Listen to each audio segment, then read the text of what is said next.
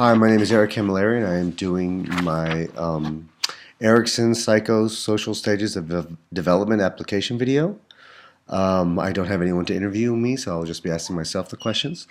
To start off, imagine I have never heard of Erickson's theory of psychosocial development and briefly explain salient features of Erickson's theory of psychosocial development. What is the source of your information?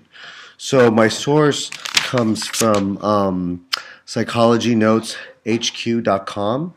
I felt it was a good site that strongly sourced out the 8 stages of Erickson's theory: cultural, social, psychological, and just experiences people are going on in their life at that time of age. It goes all the way from infancy to 65-year-old plus, and how every single stage seems to be have one thing on their mind, or one constant thing that is kind of concerning them. Question 2. At what stage of development do you see yourself now? Why do you think so? So I am at a stage 6, intimacy and isolation. I am a 37-year-old single male, never been married, never had any kids, and it's on my mind nowadays. If I still would like to have kids, but it's kind of seeming that time's running out of the hourglass, and the thing that keeps me a little sane about that is my students, and I have a dozen nephews, or half dozen nephews. So yeah, that kind of puts that at ease a little bit. For number 3, explain how being in the stage of your development may influence your behavior and outlook in your classroom. On what do you base this explanation? Excuse me. So my outlook on this is, I definitely feel like I want to influence kids in a positive way, academically in class. I also want to help better themselves socially outside of class.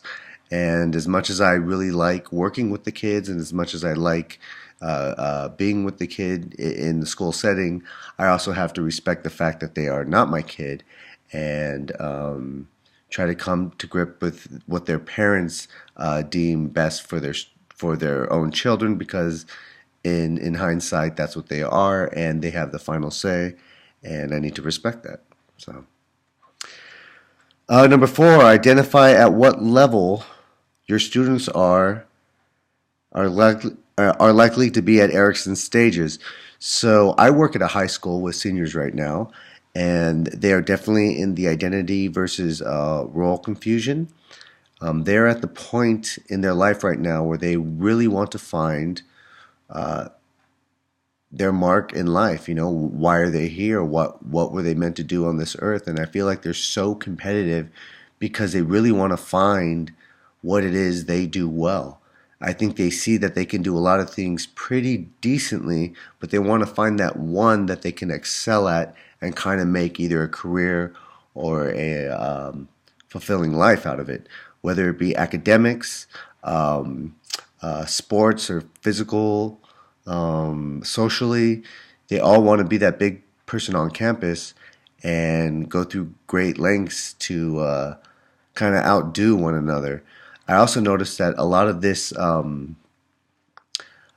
activity kind of bridges out and connects to other parts of the student's life, whether it be academically and then it goes out on the court, or vice versa, or maybe something that happened with your friends and then that kind of aura is brought into the classroom. It seems to all be interlinked and connected. So another thing in life that is. 5, explain how being at this stage of your development may influence their behavior and outlook in the classroom. On what do you base this explanation? So I do see that a lot of these students, this might be the first time that they're experiencing maybe some adversity, maybe some serious failure. Maybe they're trying to get that one special person to notice them in class. And even though it seems very important to them, it might seem a little less important to me, since I see that for the last whatever years and notice as something that everyone goes through. But for them, it's very real and what's on their mind at that point in time. So I have to be mindful of that even though it may seem like something simple and everyday to me, it might be something that's very important to them. Number 6, what might be some disconnects between you and your students, keeping the differences in the two stages in mind? Well, I do notice that I have experienced what they are going through in life. I've already been through high school. I've already been through prom. I've already been through my high school sweetheart. Most of them haven't. Most of them are still kind of, you know, trying to decide who are they going to get to go to prom. What college are they going to go to if they decide to go to college? What kind of skill sets do they want to learn? Because they're still trying to find themselves and what they want to do in life. And I have to remember what that was like, being back then and when you're 17, 18 years old, you feel like you have the world by the string, but most people don't. And it's only later when you're in college and then, post grad or kind of living life and experience it on your own, do you really have some epiphanies about yourself and what you like to do. So that is my video, and I have no final comments. Hopefully this will be submitted to you, Dr. Or Professor Bronson. And this is Eric Camilleri, January 13th, 2019. Thank you.